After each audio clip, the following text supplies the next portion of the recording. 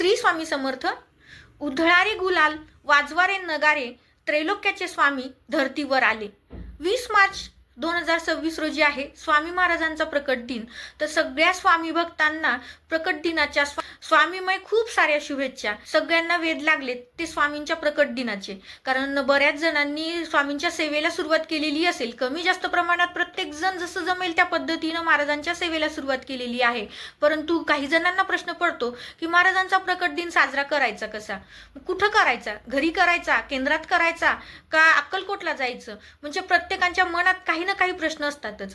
तर महाराजांचा प्रकट दिन कसा साजरा करावायचा आहे, त्यांना अभिषेक कसा करावायचा आहे, अभिषेक करताना काय म्हणावायचं आहे, किंवा तुमच्याकडे मूर्ती असेल तर तुम्ही अभिषेक करणार, पण मूर्ती नसेल तर फोटोचं पूजन करायचंय तर ते कशा पद्धतीनं करायचंय, कुठल्या सेवा करायच्यात, या दिवसाचं औचित्य साधून आपल्याला काय दान करायचंय आणि दिवसभरामध्ये आपल्याला काय करायचं आहे, या माहितीचा सविस्तर व्हिडिओ आपल्या रेखा जगदंबे या चॅनलवरती मी अपलोड केलेला आहे.